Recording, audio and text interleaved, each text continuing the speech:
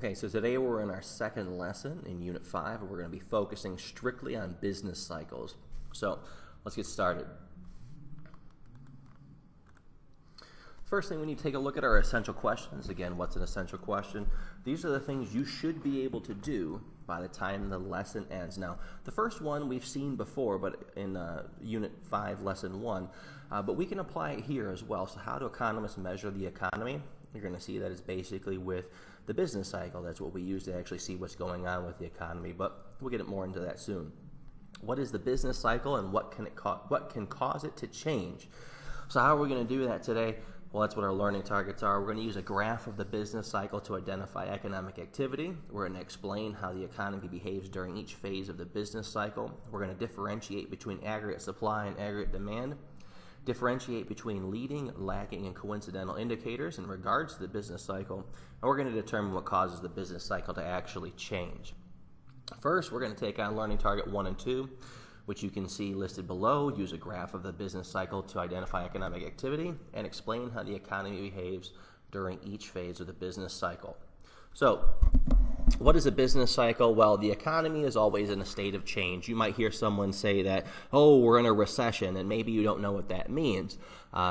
Maybe you can listen to someone and say that the economy is in a state of expansion, all those things, which you want to be. You always want to be in a state of expansion. But we measure business cycles by examining the increase and decrease in real gross domestic product. And there are 4 phases that we need to take a look at and make sure that you know in regards to the business cycle. We've got expansion, which can also be referred to as recovery. We have the peak, we have a contraction, and we have the trough. The trough, that's going to be the bottom. Peak, obviously, is going to be the top, and we'll take a look at what goes on in 1 and 3 here in a moment. So, right here you can see that we have an example of a business cycle. So each one is actually labeled so we can see when real GDP is on the rise, we are in expansion phase. What I try and do with that is when you blow up a balloon, what is the balloon actually doing? It's expanding. And when you let the air out of it, it's contracting. Now here it's referred to as a recession. We'll talk about that in a moment because a contraction can be a recession, but it is not always a recession. At the bottom we have a trough, and as I mentioned earlier, here's a peak. So the expansion phase is the growth of real gross domestic product. There are some positives, such as income for individuals tend to go up. We have things like unemployment numbers tend to go down because people are buying more goods and services. And we know that because real GDP right here is on the rise. So as the increase in demand for things occurs, so does the increase in real gross domestic product, because people want more of what is being offered.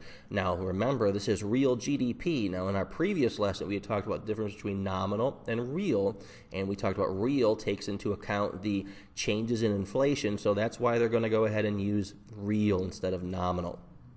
Now, negatives. Prices do tend to get higher. Now, if you remember back from your unit on supply and demand, when demand goes up, the prices for goods and services go up as well. Now, as we had already mentioned earlier in this particular slide, why is it that demand is going up? Well, if income goes up, what do you tend to do with money in your pocket? Well, you tend to spend it. So that's going to drive the prices of goods and services up as well. Now, when I just said that prices go up because demand goes up, in a contraction phase, you should already have an idea of what's going to happen with prices. So, peak. GDP is at its highest point. Prices are still high. Resources are starting to tighten. During the expansion phase, resources became scarce, more scarce, I should say, because they were becoming less available, because businesses are trying to find as many as they can to make as many goods and services as they can because they want to make money. Businesses are starting to become less profitable at a peak. Now, you can also see from this graph that we're going to end up in a recession phase. So if you want to think of a peak as the very end of the expansion phase and the beginning of a contraction phase. As it says at the bottom, contraction phase is imminent, which is going to take us to the recession phase, also referred to as a contraction phase. The reason why it's called a recession is During a contraction phase, if it lasts for 6 months or longer, they refer to that as a recession. So that's why I wanted to talk about earlier that a contraction is not necessarily a recession. Maybe the economy is in a decline for 5 months, but it doesn't hit 6, then obviously it doesn't turn into a recession. So obviously some negatives is that employers tend to cut back on producing, and when you don't need as many things being produced, that leads to an increase in unemployment. I don't need to make as many cars as I used to, so I start laying off workers. Maybe you've heard in the news about how some car companies are going to a 2 shifts instead of 3. They've eliminated a shift, so now you have all these different companies who have laid off workers, so we have a rise in unemployment. Some positives that I can talk about would be that prices do start to fall. Now, we talk about how when income goes down, so does demand. So if you're able to keep a job and you want to go ahead and buy things, they should be more expensive, or excuse me, less expensive for you. Now, some other notes, we have some things that do happen occasionally that's referred to as stagflation. So as we talked about earlier, that during a recession phase, you should be able to see prices go down. But if they stay the same or go up, then we're going to refer to that as a stagflation. That's usually a test question each year.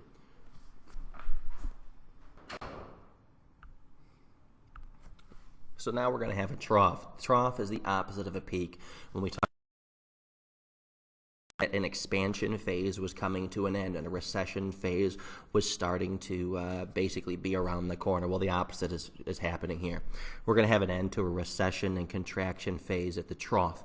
It's the lowest point of economic recession. After that point, we're going to see expansion begin to occur. So while during a recession or contraction we saw that resources were becoming more available, well, now they're starting to become less available. So this is where we're going to basically see unemployment at its lowest, prices should be at its lowest, and we're going to see an expansion phase moving forward. So the first thing I want you to do is to be able to draw and label each phase of the business cycle and provide a small summary of what is occurring during each phase you identified on the business cycle. Now, if you're sitting there going, well, you just drew one for me, well, that's fantastic. You're going to have to probably do that on your test, or at least be knowledgeable on what each part of a business cycle is. So go ahead, pause the video, try and take care of this particular activity, and then when you're ready, move forward from there. So we're going to be on our second activity. It follows up with what we just talked about previously too. Even though stagflation does not occur often, explain why it perhaps shouldn't at all. You might want to explain what stagflation actually is. You might have to go back and look at some information on the video. Maybe you remember it and you don't need that, but when you're ready, go ahead and move forward to the next part of the video. So we've got one more dealing with the first and second activity. On page 359 of your economics textbook, there's 3 questions there. I just want you to go ahead and do the first 2. The third one really isn't important, but it's under the Analyze Charts portion. It's just more information exposing you to the business cycle.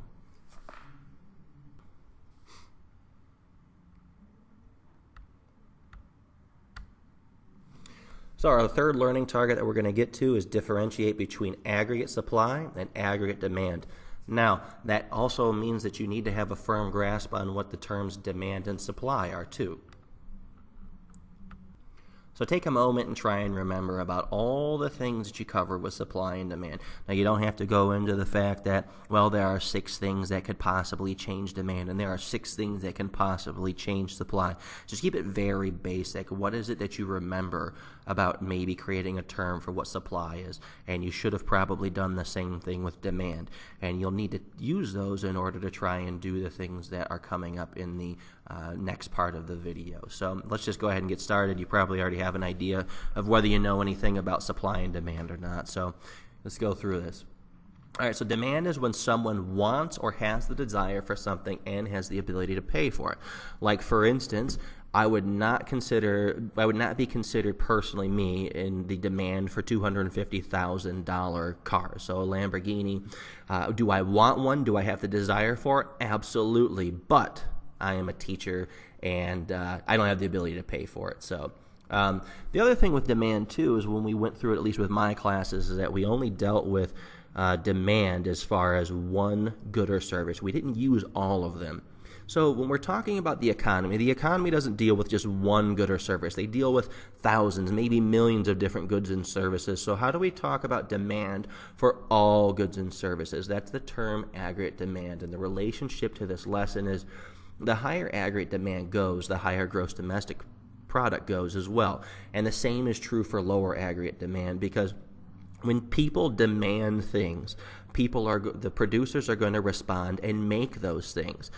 So if demand is up, so will be real GDP. And then if people don't want something, then we also know that real GDP is going to go down. So that should be pretty easy for activity 4, differentiate between aggregate demand and aggregate supply. How do these differ from supply and demand? As far as aggregate supply, it's basically the same thing as what we talked about with demand. When we talked earlier in the year, it was supply for one thing, and supply was the willingness and ability of someone to produce something. Like, I have the ability to make something, but if I don't want to, then nothing is made. And then the opposite end of it, I have the ability to, the desire to make it. So I have the desire to make a house, but I don't have the ability to. So the supply doesn't actually take into effect as far as me building houses.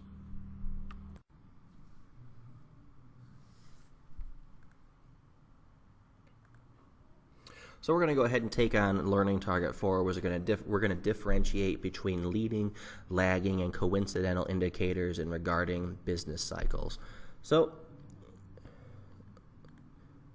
there are economic indicators that we can examine in order to predict changes that are coming in regards to business cycles, and they're referred to leading, coincidental, and lagging indicators. Now, a leading indicator, those happen just before a change in the business cycle.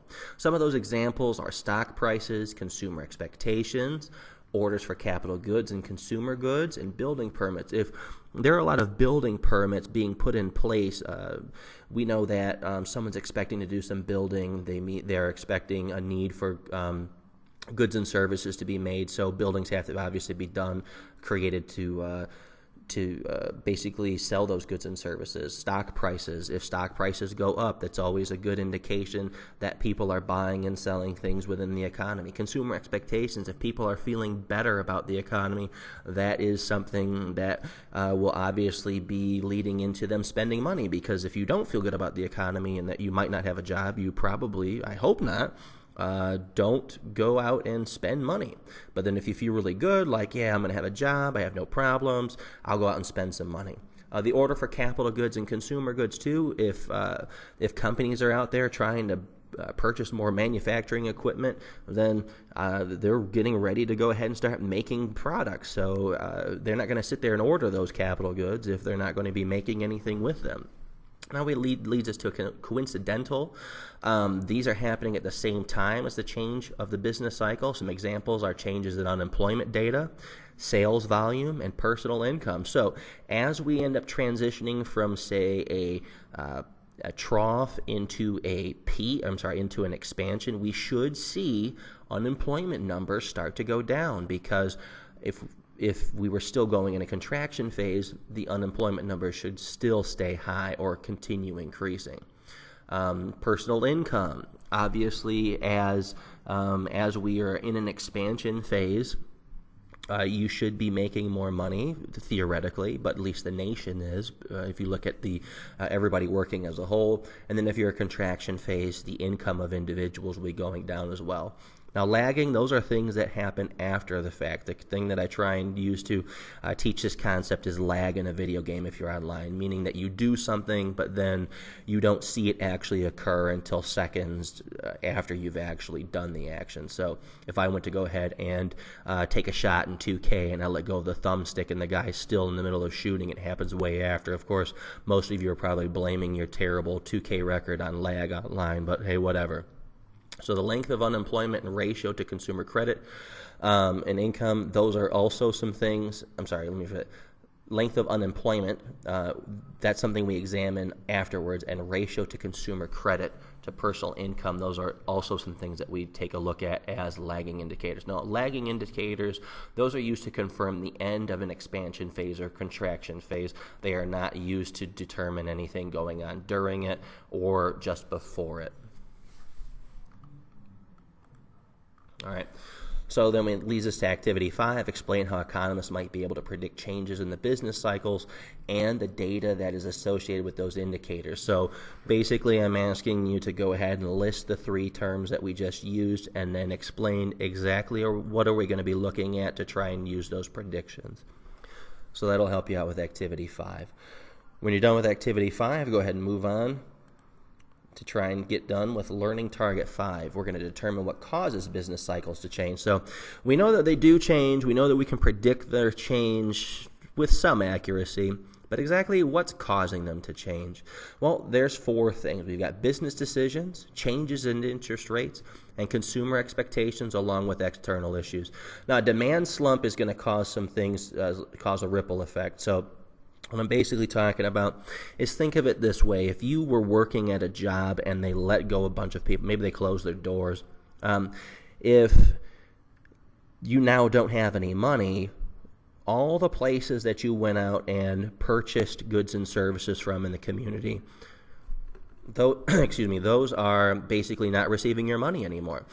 This is also why when you see areas like businesses that kind of thrive around manufacturing centers, like if you look at Flint used to be full of car manufacturers, and then once those companies left, you kind of see the after effect is that a lot of those businesses that were set up just outside of those particular factories are all gone.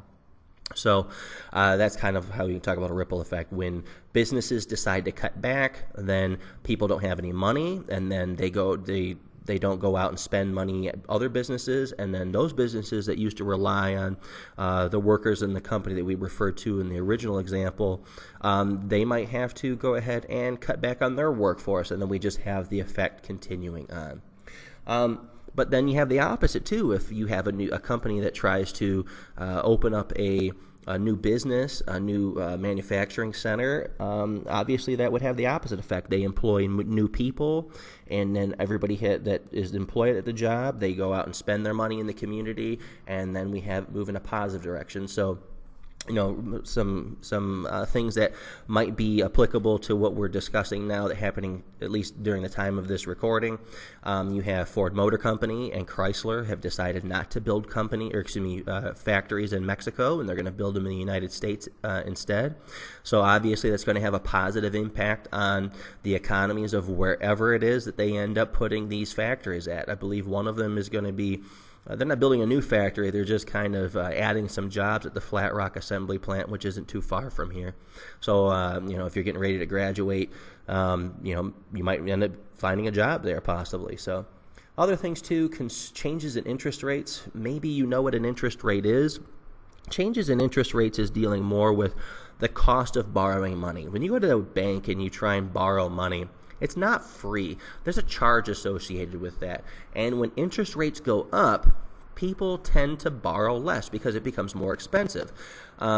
So when interest rates go up, people borrow less, and then they buy less. When you buy less, that means demand is going down. So that can help lead you into a contraction phase.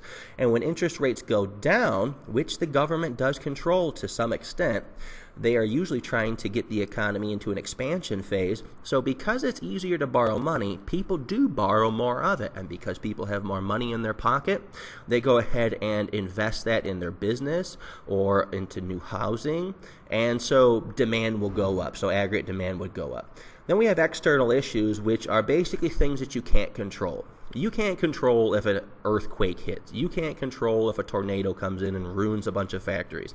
You can't control what other countries do. So, like, for instance, sometimes Iran will do some things that the United States doesn't like. Russia is currently doing some things in regards to the United States that our government doesn't care for. So what you hear governments do is they'll put economic sanctions on countries, and basically that's designed to hurt the economy of a specific country. So basically just think of external issues as anything that happens that's not within your control. And that's the easiest way to go ahead and think of how to tackle that particular topic. All right, so Activity 6, explain why business cycles might occur in the economy. So basically, I'm just asking you to go over those 4 topics that I just discussed on the previous slide. When you're done with that, go ahead and move on to this next slide, which is use a graph of the business. Basically, we're just doing review. Can you do these 5 things without actually looking up the information? Now, for the first one, use a graph of the business cycle to identify economic activity. Can you draw a business cycle and label it? Explain how the economy behaves during each phase of the business cycle. So, great, you can draw the business cycle. Can you actually tell me what's going on in each of it? Tell me the difference for 3 between aggregate supply and aggregate demand. 4, tell me what happens with leading, lagging, and coincidental indicators. Maybe you know what leading, lagging, and coincidental means, but maybe you need to go back and review exactly what's associated with each of those 3. And then we have to determine what causes business cycles to change, which you just did in the previous set. So those go back to changes in interest rates, business decisions, and the other 2 as well. So once you're done with that, you should move on to the last part, which is just, can you answer the essential questions at the beginning? How do economists measure the economy? And what is the business cycle and what can cause it to change? Hopefully you do well with this. Go ahead and look at the other videos as you need to.